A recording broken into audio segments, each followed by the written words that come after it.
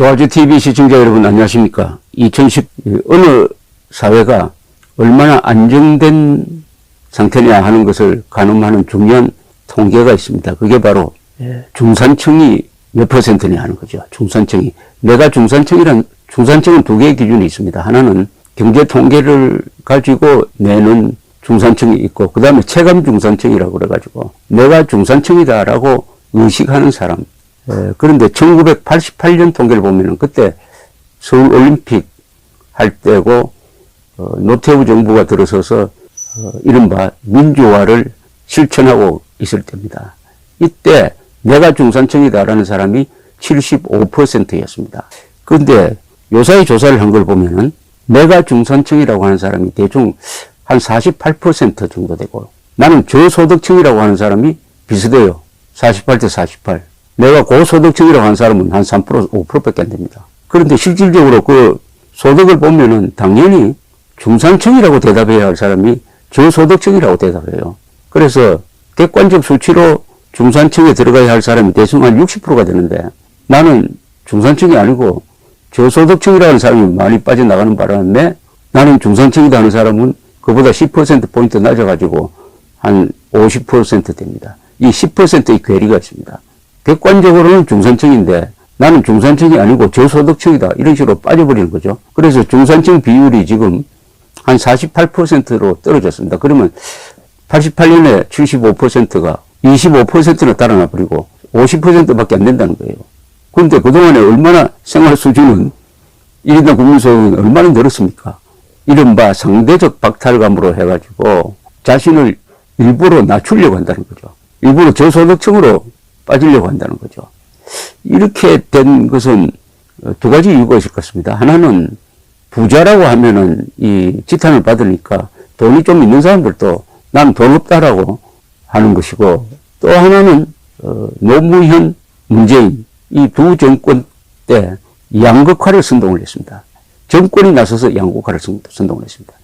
여기에 부하대동한 좌파 세력이 헬조선이란 말을 만들었습니다. 이걸 계급투쟁론으로 해석을 해가지고 1대 99란 말도 만들었습니다. 그러나 문재인 대통령은 지난 1월 10일 연두 기자회견 모두 연설에서 1대 99란 말을 썼습니다. 그리고 부의 양극화가 세계에서 가장 심한 나라라고 했습니다. 실질적으로는 세계에서 가장 공평한 나라입니다. 이렇게 두 대통령이 나와서 양극화를 선동을 하니까 국민들도 거기에 쇠뇌되어 가지고 중산층이 맞는데 자기는 중산층이 아니고 저소득층이라고 하는 자기 비하죠. 자기 비하가 확산됨으로써 내가 중산층이라는 사람이 25%나 줄고 말았다. 그 25%는 매우 중요합니다. 내가 중산층이라고 하면은 하는 사람이 많다는 것은 이 나라는 우리나라다. 남의 나라가 아니고 우리나라다. 지켜야 될 나라다. 가꾸어야 할 나라다. 라는 생각과 바로 연결이 됩니다. 그래서 중산층 의식은 바로 애국심의 기본이 되고 법과 질서, 안정을 원하는 사람들이 예컨대 75%가 되면은 그런 나라는 무게중심이 아래로 쫙 깔려가지고 든든합니다. 폭풍이 와도 흔들리지 않습니다. 그러나 중산층이 줄어들면은, 중산층이 줄어드는 것이 아니라 중산층 의식이 줄어들어 버리면은 배에 비교할 때 무게중심이 위로 올라갑니다. 위로. 세월호가 쓰러진 게 무게중심이 위로 올라가서 쓰러졌습니다. 폭풍이 오면, 국가 위기가 오면은 통합이 되지 않고 단결이 되지 않습니다. 1988년 노태우 정부, 1980년대를 돌아보게 됩니다. 1980년대를 문재인 세력은 불의의 시대라고 하는데, 사실은 1980년대가 대한민국의 발전에 가장 위대한 족적을 남긴 세대입니다. 그 시절에 민주화가 이루어졌습니다. 즉 직선제경을 통해서 6.25 선언 1987년이죠. 그리고 서울올림픽, 동시에 북한의 가전도발, 아웅산 테러라든지 대한항공기 폭파 사건이라든지 이런 걸 무릅쓰고 전두환, 노태우 두 대통령이 엘리트를 모아가지고 경제를 잘 운영을 해가지고 1980년대 대한민국의 경제 성장률은 연평균 10.1%였습니다. 세계 1등이었습니다.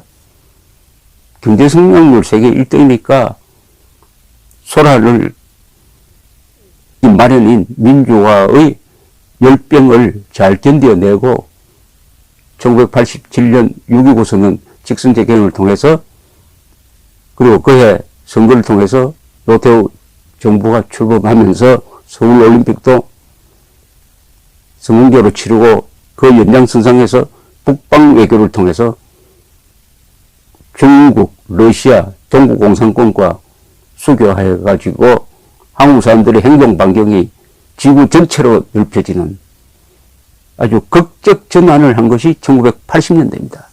그러니까 국민들이 지금보다 훨씬 더 소득이 낮았지만 나는 중산층이다라고 생각하는 사람이 75%나 되었던 것입니다. 이것은 누가 보래도 전두환, 노태우 두 대통령의 공입니다.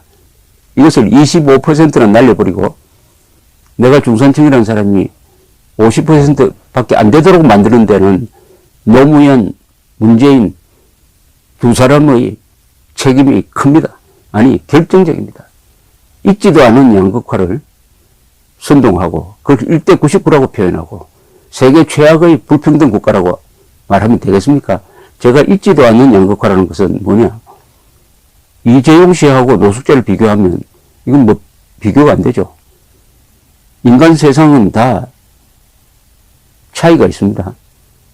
그것을 인정해야 합니다. 그러지 않고 양극화라고 선동을 하면 안 됩니다. 인간 세상은 사람이 얼굴이 다르듯이 다 다릅니다. 그러나 한 사람 한 사람마다 고귀한 생명과 자유가 있습니다. 인권이 있습니다. 그것을 존중해야지 기계적으로 소득이 같아야 된다고 하는 공산주의자들이 만든 세상은 결국 지옥이 되었고 세계에서 가장 불평등한 나라가 바로 북한입니다. 세계에서 가장 공산주의를 앞세운 나라가 가장 불평등하고 지금 베네수엘라 같은 나라입니다. 그러나 인간의 다양성, 차이점을 인정하고 기회를 공정하게 줘야 한다. 이게 자본주의 시장경제, 자유민주주의인데 이것을 시행한 대한민국은 세계에서 부의 소득 배분이 가장 공정한 나라가 되었다. 이것을 상부시해버리고 양극화를 선동, 대통령이 양극화를 선동하면 대통령이 선동하면 어떻게 되겠습니까? 이렇게 되었습니다. 통계가 있습니다. 전두환 노태우 시절에 우리는 일본을 따라잡는 기반을 마련했습니다.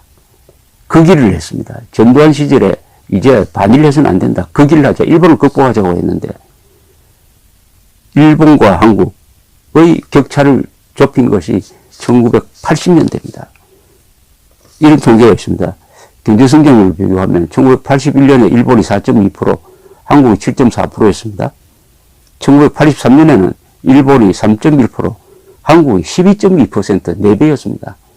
1986년에 가면은 일본이 경제성장률 2.8%, 한국이 12.2%, 5배입니다. 5배. 1988년 일본 7.1%, 고성장했습니다. 그런데 한국은 11.7% 성장했습니다. 우리는 민주화 시절로 넘어가도 고도성장을 계속 유지했습니다.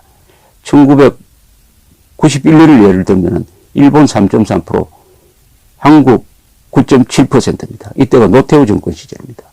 1992년 일본 0.8%, 한국 5.8%. 이런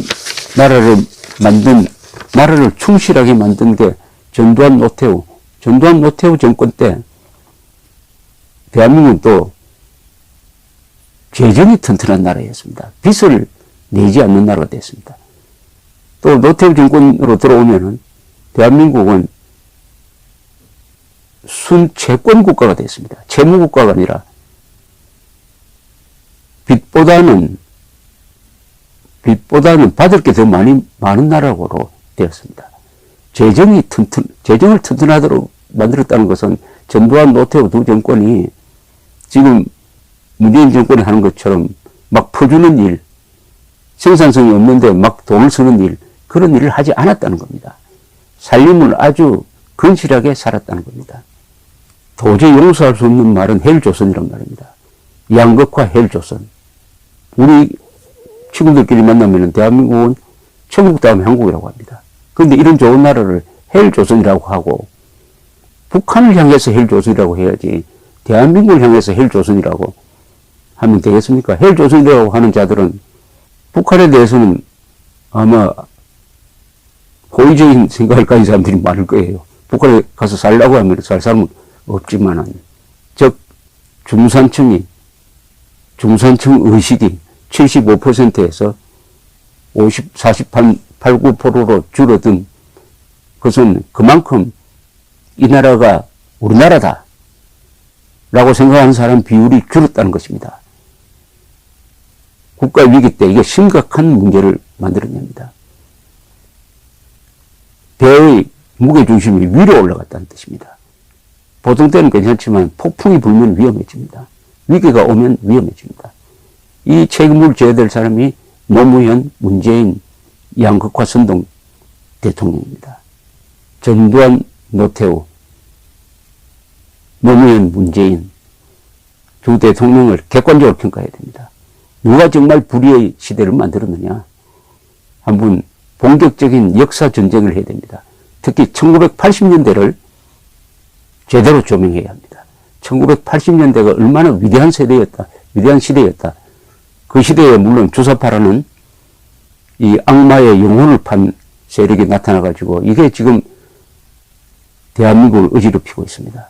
그러나 그보다도 더 큰 위대한 전진이 있었던 1980년대를 우리 지식인들이 제대로 평가하는 일대 역사 논쟁을 통해서 누가 과연 대한민국의 진정한 수구 세력이고 진보 세력이냐를 한번 가리는 그런 국민 대토론을 제안하는 바입니다. 감사합니다.